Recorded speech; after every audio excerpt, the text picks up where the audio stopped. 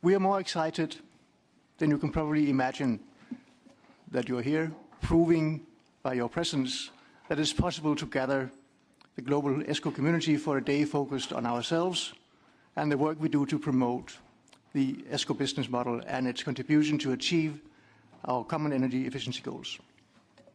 8 months ago, when Timothy Unruh from the ESCO suggested an international ESCO symposium, we were in fact a bit skeptical. Can we get people to travel across the globe to meet and explore a niche business like the energy service companies? Wouldn't we need to take advantage of some other related events to back up the argument for coming all the way to Paris? We decided to take the chance, and Tim was right. It seems to be actually possible. So thanks, Tim, and thank you also for the contribution to make this symposium possible. Thank you also to the International Copper Association and Steve Kokoda for also sponsoring this, and to the Belgian government for providing support through the PCP program. Without these contributions, this symposium would not have been possible. And thank you all for coming today to celebrate the ESCO model. We founded the Global ESCO Network 5 years ago to do just that, to highlight the potential contribution of ESCOs to the global response for mitigating the threat of climate change, to achieve the goals set out by the Paris Agreement, and to inspire government action for scaling up the contribution of ESCOs to reduce greenhouse gas emissions. We're linking our vision to the global climate change agenda, not only because we are anchored in the United Nations Environment Programme, where climate change has a central position, but also because countries in their nationally determined contributions to the Paris Agreement seem to be struggling to be meeting their own ambitions, and that's particularly on energy efficiency. 9 out of 10 of those contributions consider energy efficiency an important part of national emissions reduction strategies, but they fall short on implementation. We believe that the ESCO business model is the answer they may unknowingly be looking for.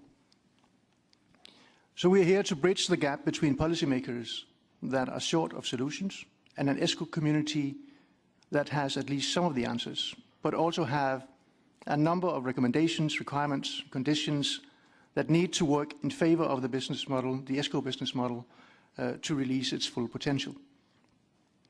Fundamentally, the Global ESCO Network is about advocacy, and our symposium today is one mean to that end. It's so in at least 3 different respects. First, we are showing that the ESCO business is truly global. This is not just a European club meeting in Paris. We have participants from all continents in the room, and we can show that ESCOs are delivering on the energy efficiency agenda in many and very different contexts. Second, the comprehensive program of today is explorative, using discussion panels to extract experience and identify solutions to known challenges. Building the optimal framework conditions for ESCOs is still a learning process in most countries, and the Global ESCO Network, through its promotional activities and events such as this symposium, hope to provide answers based on advice and experience from professionals like you who are in the room today. And third, this is a networking event. The Global ESCO Network is a network of ESCO associations, but they are a minority today. ESCOs, financiers, policymakers, NGOs, and academia are here as well. And it's our hope that building larger and stronger networks among all stakeholders in the ESCO agenda will in itself contribute to the advocacy that we are striving for.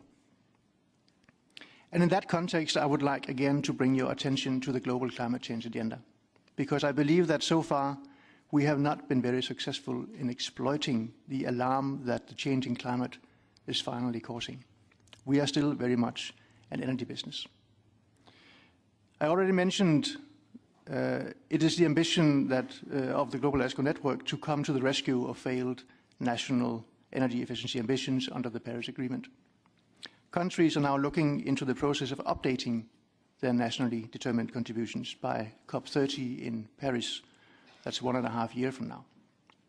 They are expected to raise their ambitions, and I do not doubt that many will also raise their ambitions on energy efficiency, even if they do not have clear answers how to do that and how to achieve it. Already from the outset, we wanted to make these NDCs, the nationally determined contributions, the vehicle that, by incorporating national objectives to promote energy service companies and energy performance contracting, could make national energy efficiency ambitions tangible. It would be a case of helping countries helping themselves. I'm mentioning this because it is not a common focus of attention of the energy efficiency business. But I hope that by calling your attention to this process, there is a chance that we may influence things. My vision is a situation room, if you will, where we could help and support efforts to bring the ESCO to the attention of the NDC policymakers and their related national authorities. Many of the people that could make this happen are in the room today, and our anchoring in UNEP may be very helpful too. So in addition to the fulfilling experience of simply being able to gather you as representatives of the global ESCO community here in this UNESCO building, I hope that we can also consider the proceedings of today the start of a common global effort to push for ESCO recognition in nationally determined contributions. I hope that many of the answers that I'm sure will emerge from today's proceedings can help us in that endeavor, and I will assure you that the Global ESCO Network will devote all its resources to support you in such efforts. May we make the most of it. Thank you. And over to you, Tim. Well, that was great, Soren. I won't be nearly as professional as Soren. That was a great talk about the industry. Here I am, I'm from the United States, and I come over to Europe, and you know how they say people in the United States, they have their heads stuck in the sand, they don't know anything about what's going on in the world, they just know about their own country, they don't have any other languages. That's me. Who would know that the UN has an entire building and organization set up to support our industry? I mean, look at this. We're at the UN ESCO building. You know, I mean, come on. I mean, how would I know that we had such a storied organization? You've been keeping this a secret, Soren. So, you know, all the flags, all the countries supported, and here I am thinking, wow, that's amazing. But the reality is, if you came to this conference thinking we were going to have fancy pastries out in the lobby and free-flowing coffee, and we're going to have an event tonight with Taylor Swift, you probably are at the wrong place. As Soren said, this is our first time putting this together. We felt that the ESCO industry was growing in importance across the globe, and that it offered a very positive pathway for us to achieve many of the goals our countries are establishing across the country. In my country, we see these goals being established by our federal government, our state governments, cities are establishing them, school districts are establishing them, universities are establishing goals, but yet they seem to have no way to accomplish the goals because no money has been allocated to achieve the goals. So that leaves poor policy makers, policy achievers, and those facility managers wondering, what do we do now? So performance contracting provided by an ESCO, where savings is used to justify the overall performance of a project and the financial basis of a project, is a growing entity.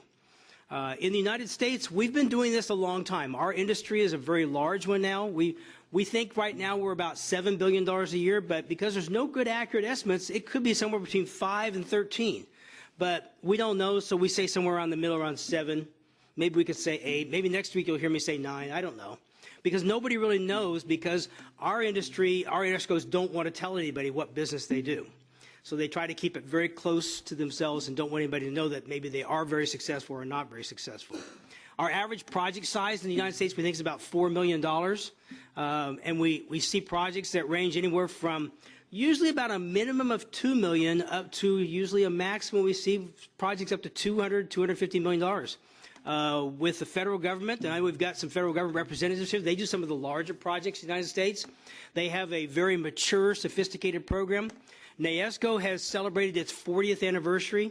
And I tell you these things because I tell you that there's hope and opportunity for these emerging markets, because I know many of you don't have markets the size or as robust as we have in the United States, but that's where we can come together and help each other to achieve these goals.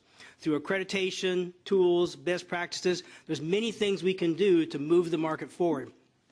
What I find interesting about this particular industry is that it's one of the only ones where it seems as though there's always an arbitrary opposition to the industry, that you can't quite understand why you don't like it, why you don't want to do it. Maybe it's because it's that genie in the bottle. It's just a wish that seems too good, and so I just have to oppose it because it really just can't happen. It's like that Bitcoin that guy on the internet's going to sell you. You know, you just can't really believe it's there, and so you just kind of doubt it and you don't move forward on it. You know, you hear people say, I heard of a bad ESCO project once, so we're not going to proceed. But yet, you never hear someone say, I heard of a bad construction project, so I'm never doing construction again. You know, so it's a strange place we live. And so that's why we're here. That's why I wanted us to get us together, because I know there's markets all over the world that need assistance from mature markets, that we can come together and we can make things happen. And I believe our mature market has a lot of things to learn from those markets that are developing. And I look forward to interacting with many of you today, and it's great that you're all here. Thanks, Tim. Okay, Steve Kokoda with the International Copper Association. It's a great pleasure to be here. And for those of you wondering what copper has to do with all of this, I was actually at an event with Mark Lister once in Asia, and I was introduced by a speaker from the U.S. government, and he says, for those of you who don't know ICA, he said they're probably the world's most active industrial trade association when it comes to energy efficiency. And I'd never thought of ourselves in those terms, but we do bring 30 years of experience. As an example, we've personally helped 38 countries to adopt MEPS for their motors.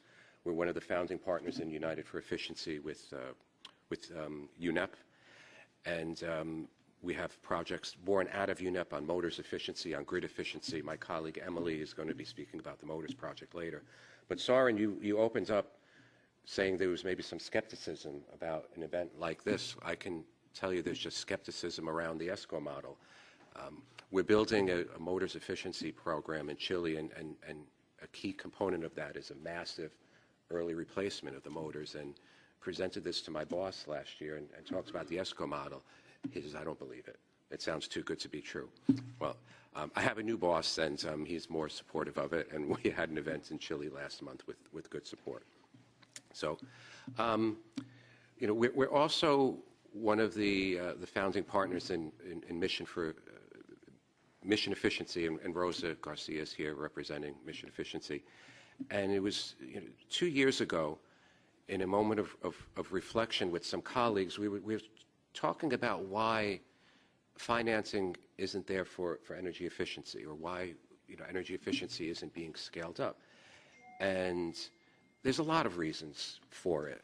And when we were talking about efficiency, I think we were being a bit arrogant in terms of the financing, saying, well, the finance community doesn't understand us, and we have great projects and they're not getting funded.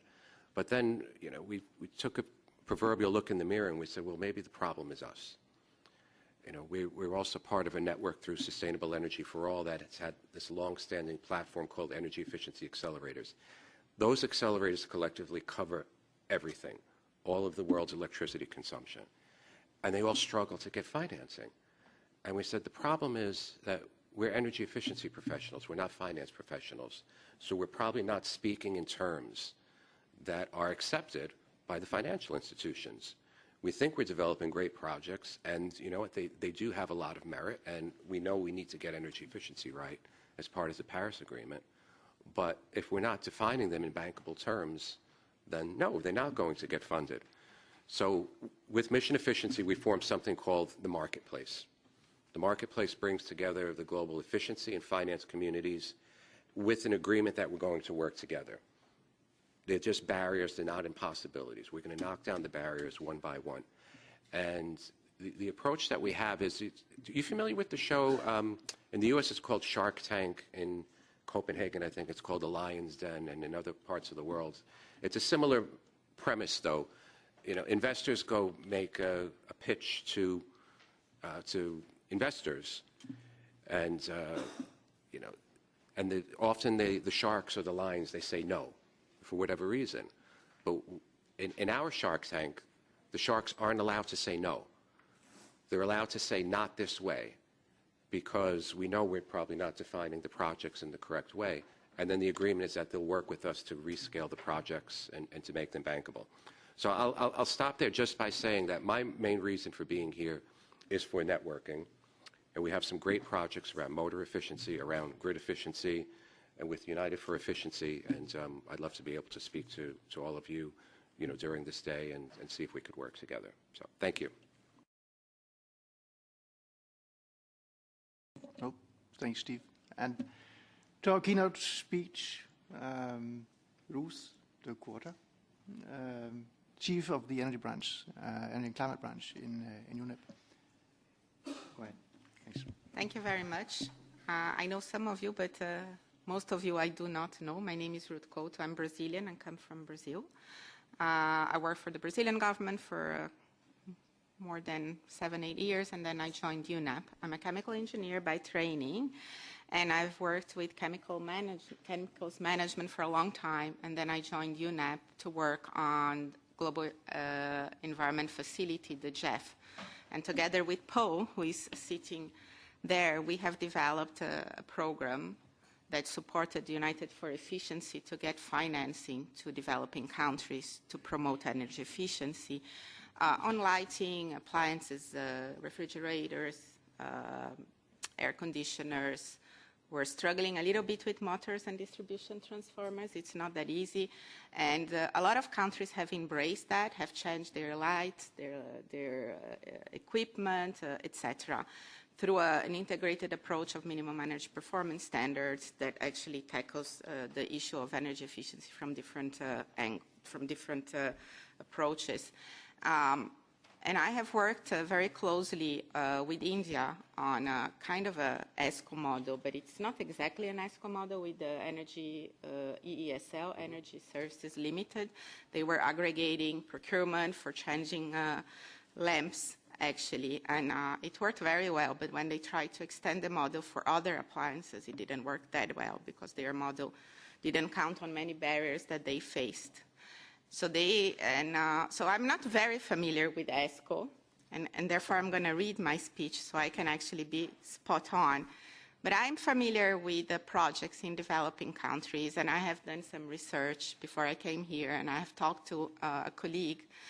And what I have identified, and maybe through projects and through these discussions, is a little bit what you have alluded to, is that in developing countries, and let's think about that, if we have big projects, as Tim was saying, in public buildings, we need to change the regulatory framework so the savings can actually be, that are accrued to operations, can be actually reused and not going back to federal government because they are allocated to public buildings. So the OPEX is a big issue on the regulatory side of things for public buildings.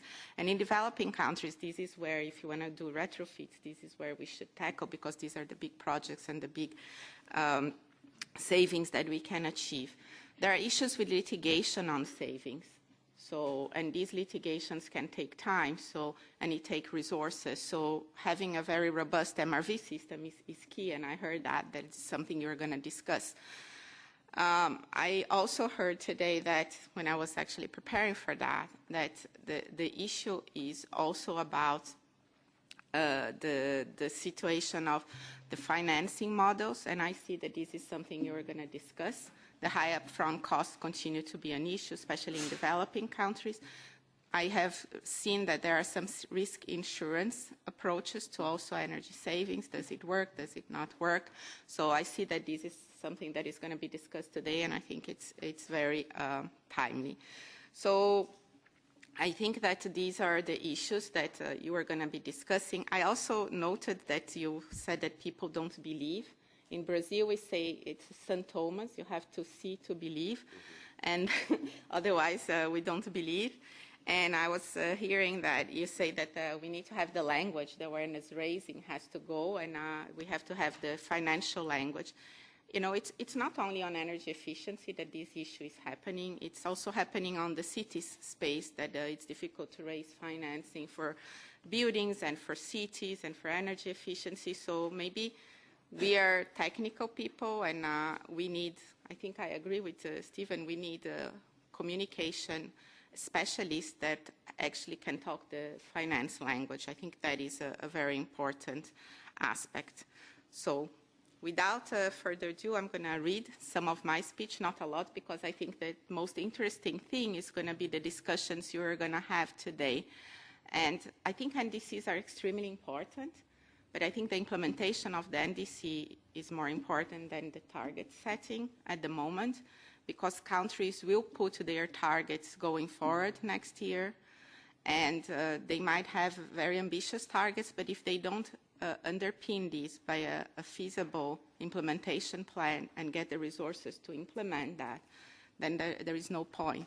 So I think our job is to help the implementation of the current NDCs and the future NDCs, because the future NDCs will be in 2035. They'll set the targets for 2035 onwards. And we're in 2025, so we have 10 years to do the implementation of the current NDC and the previous one, and make sure that the next one then builds upon that in a more kind of reasonable but ambitious way, but with the anchorage of ESCO models that actually can be deployed. So I urge you to discuss today what are the challenges in developing countries and how we can address those, because this is where I think the rubber hits the road for the countries that we are serving in UNEP, the ones that are not benefiting so much from the European programs or the US programs, the ones that actually don't have specific lines of credit for energy efficiency. These are the more difficult spaces to work. So how you in this community, with your experience, can help these countries to leapfrog.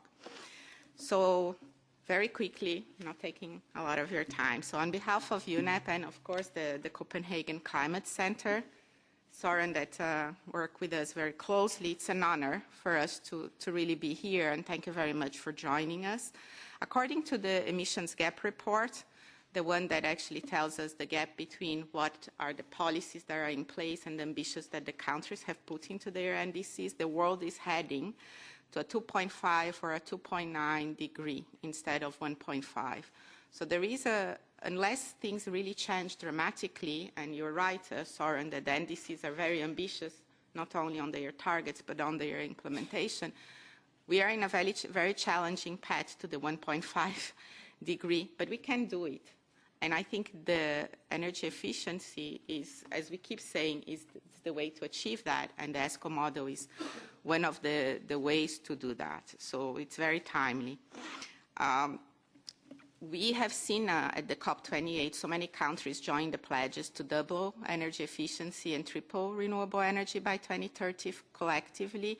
So how can we frame that the ESCO approach is actually paramount to achieving the doubling of energy efficiency? How we can actually frame that? Should this be our market slogan going forward? And if it is, how we can actually provide evidence that this is the case, and we can help that.